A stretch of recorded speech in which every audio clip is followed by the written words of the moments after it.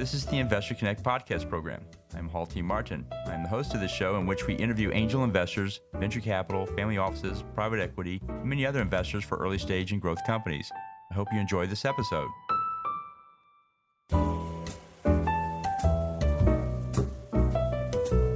Hello, this is Hall Martin with Investor Connect. Today we're here with Daniel McCarthy, co-founder at Theta Equity Partners, and assistant professor of marketing at Emory University. Founded in 2018, Theta Equity Partners is a Seattle, Washington-based valuation services firm. The firm specializes in customer-based corporate valuation that refers to valuing firms by forecasting their current and future customers' behavior and predicting their future financials. Theta Equity Partners caters to private equity and venture capital firms, corporations, and public equities. Daniel, thank you for joining us. Yeah, thanks so much for having me, Hall. So what was your background before you started doing early stage investing and what you're doing now? What did you do before?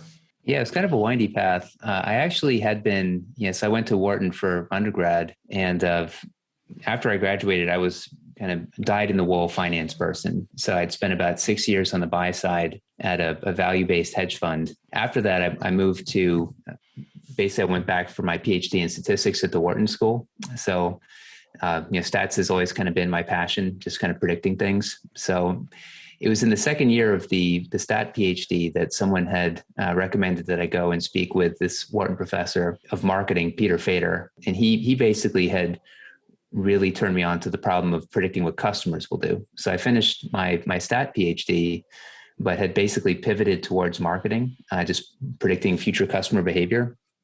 And it was in the middle of that pivot that I made this transition to this topic of customer-based corporate valuation, which it's basically the main thing that I've been focusing on the past 5-6 years, and is the kind of the core of the technology that we've been building and developing at Theta. Great. So what excites you right now? In terms of what excites me right now, this is kind of speaking to my passion of customer-based corporate valuation, but it's really being able to take transactional data and CRM data, which has often been kind of ignored in the valuation process, and using it to better understand just the underlying unit economic health of firms.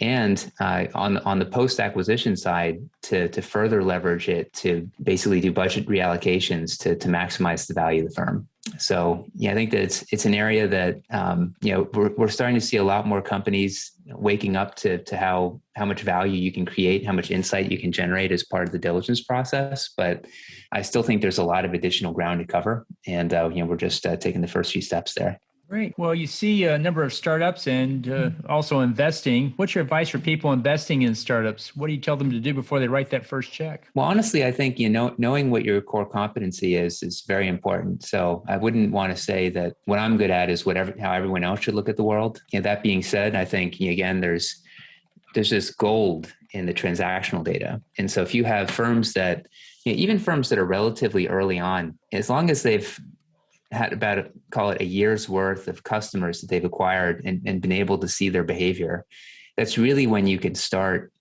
kind of pivoting your business and just running it around where you're finding value. So one of the things that we will almost always see is that depending on the business, between 40 and 80% of your customers are going to be one and done. They're going to try you out and then they're going to leave.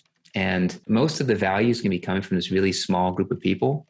So being able as an investor to understand, what is it that sets those people apart? How are they different from all those, much lower value customers? That can be absolutely critical. And at that early stage, that's when you can really make the larger pivots. Once you've kind of matured past a certain stage, you can still pivot, but obviously those changes become a lot harder to make. So to me, I think as an investor, being able to take in that sort of data for businesses that have been around for a long enough period of time and be able to draw insight from that, I think that can really help avoid unit economic landmines. Great. So what's your advice for people running startups? What do you tell them to do before they go out to raise funding? Before they raise funding, again, as speaking as an angel investor, I like to see the numbers. So first, having full transparency as to how the customers have been performing. There's a certain set of disclosures that I really like to see, and if I don't see them, then I wonder, is that because they just neglected to put it in, or is there something to be worried about here? So, to the extent that you're kind of providing us with an adequate amount of customer level disclosure, I think increasingly that's becoming table stakes. So don't hide, don't hide it. And so let's talk about the state of investing. How do you see the industry evolving? Where do you see it going from here? Again, I'm going to sound like a broken record, but increasingly, I think, especially as more and more of customer level transactions are being tracked, it's going to be easier and easier to run the numbers on your business in this way. So, in terms of where we're heading, we're speaking with many other firms, not just ours, that have whole data science teams as part of their investment committee and as part of the investment group. So I really see there being kind of a big move towards just, even if it's not our sort of models, just in general, looking at business from a fundamental perspective, but looking at it in a more quantitatively rigorous way. Mm-hmm. And what do you think is the biggest change we'll see in the next 5 years? The biggest change in the next 5 years, that's a great question. Honestly, I think the biggest thing that I'm still wondering about myself is we're seeing this big push towards privacy. And, obviously there's been this big move towards all data being available to everybody. But I think that we're seeing pushback. Now, I think that's going to be more consequential for people in marketing when they're thinking about targeted marketing. So that obviously will have big impacts for people on the startup side. But even on the investor side, I do wonder if there's going to be some level of you taking a second look before they put the full transaction log in the data room, for example. So I think what it's going to necessitate is not a move away from the sort of quantitative methods I've been talking about, but how we can do them in a more privacy preserving way. So a lot of my research has actually been about how we can be able to derive insight from aggregated data. And I think that could be one way where we can fully preserve the privacy of consumers while still getting the sort of insights that we really need about unit economic health. Great. Well, let's talk about your investment thesis. What is it, and what do you look for in a startup? Honestly, I like to see signs of early traction. So for my angel investing, I think the big thing is having at least, call it at least a bunch of months where I can get some conviction about repeat business. So even if you haven't been able to go all the way to observing full customer lifetimes, getting evidence that the unit economics are proving themselves out, kind of in the current margins and where you can see where the margins should be, should they be able to kind of grow a bit more. But then I think much more importantly, seeing signs that customers are going to continue to come back a lot. And oftentimes we've now done many diligences on very young companies where there's just no repeat business. And very regularly you'll see, 80, 90% of the revenues coming from totally new customers. And it's just not changing. Now, you'd expect some of that because they're young and because of strong growth, and growth will naturally increase the proportion of revenues coming from new customers. But still, it can really be kind of this orthogonal dimension, that can be very hard to track for very young companies unless you're specifically looking for it. So really, when I look through kind of all the angel investments that I've made, that's kind of been one of the things is just seeing evidence that the customers come back with a good amount of regularity, or if they don't, that the margins are so good on that very first purchase that it more than pays off the acquisition costs. Great. And are there any startups that fit that thesis you can call out? The three that really stick out to me are Fig Loans. They're a non-traditional lending company. A company called Pipe, which monetizes customer contracts. So they'll kind of extend loans against customer contracts. And a company called WearClouds, that's this fulfillment and last mile delivery service that it's kind of like the Uber for logistics. And in all three cases, especially you often see this with B2B, just great repeat business from the businesses that are their clients. Great. So what are the challenges you see startups face today when they launch their business? The big one, I think, is just, migrating towards product market fit. And especially if you're on the software side, there's kind of this tension, especially if you're getting VC funding, to gun it for the ARR.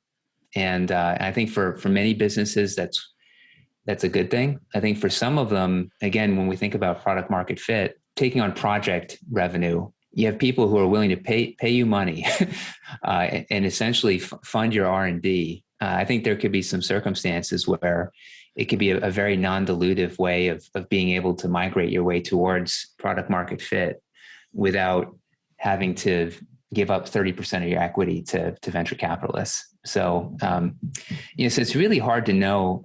And I think it requires just good judgment to know where to draw the line. What would be good business to take on, and what would be business that's going to really just slow you down and potentially push you in directions that will prevent you from scaling.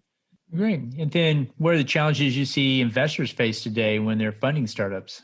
Well, especially these days, valuations are, they're pretty steep, especially here in the US. And so I think there's kind of a race towards earlier stages, to the point that there are many companies where I would have no ability, I think I would have no edge. And, you're just kind of looking at a management team, maybe looking at prior exits that they've had, and being forced into a pre-money valuation of 10 million plus. I know that that's just not going to be an area that I'm going to invest in. So yes, I think sometimes, one of the most wise things that you can do is know when to sit it out. So for me, there's just many situations now where I'm just sitting it out. Well, great. Well, you see a lot of different applications and sectors out there. If you had to pick one or two that are good immediate opportunities for investors to pursue, what would you put at the top of the list? I'm very interested in kind of alternative financing companies. I think that's a very interesting area where it's easier to quantify return on investment, and both at the level of individual, loans or whatever that financial transaction might be, but then also the counterparties that you're doing business with and how your business is expanding with them. So I think those are, again, when we think back to the companies I mentioned earlier, Pipe and Fig Loans both would fall in that categorization. I think that those are really interesting businesses that can potentially scale very well if done right. Great. Well, the last few minutes that we have here, what else should we cover that we haven't? I guess the main final thing I would say is not to underappreciate just some of the nuance required to really properly run the numbers and get things like customer lifetime value. I think a lot of people think they know how to calculate it, but it's actually really hard, especially when you're trying to calculate it for very young customers at the individual level. And so one of the things that, again, I've spent most of the past 5-6 years doing is building these very well validated predictive models that validate well at the individual level. So again, if that's something that you'd be interested in exploring further, that's exactly what Theta Equity Partners does. Great. And you're also working at Emory University as an assistant professor of marketing. Can you tell us more about that? Yeah, that's my primary job. So I basically teach a course called Customer Lifetime Value, and most of my research again is about this very same topic. So yeah, what I'm doing on the one side is essentially very similar to what I'm doing on the other side, which is again why I think it's very mutually reinforcing and also great for the students. In my course, we learn how to think about on a philosophical level, think about the value creating opportunities that lie within customer centricity, and then how you can go about some of the modeling. So things like customer retention modeling, customer spend modeling. It's non-trivial, but I'd say with a full semester course, you can actually come away with some tools that can work really quite well. So that's kind of what I pursue on the teaching side. Research has been, again, mostly about customer-based corporate valuation in some flavor or another, although there's a lot of my work that also kind of goes into some of the methodological aspects of different parts of the problem. Increasingly, I've been gravitating towards more policy-oriented research. So I just finished a project on the economic spillover benefits that are created by e-scooter activity, and all the major e-scooter companies have been jumping onto it. Bird, Lime, Spin, Scoot, you name it, they've been talking about it. So very excited about it. I think it's again, it all kind of revolves around better understanding like how consumers make purchases and how they spend their money. So it's an area that I think there'll be more than enough to talk about for quite a while to come. Cool. Well, great. Well, how best for listeners to get back in touch with you? The best way would probably be on LinkedIn, honestly. That's where I That's kind of been my center of gravity for social media. So yeah, if you just search Daniel McCarthy, Emory, LinkedIn, I think that should pull me up. Obviously, Twitter is kind of the other major platform that I use. So yeah, D_MCCAR. That's my Twitter handle. Great. I want to thank you for joining us today and hope to have you back for a follow-up soon. Looking forward to it. Thanks so much for having me. Investor Connect helps investors interested in startup funding. In this podcast series, experienced investors share their experience and advice. You can learn more at investorconnect.org.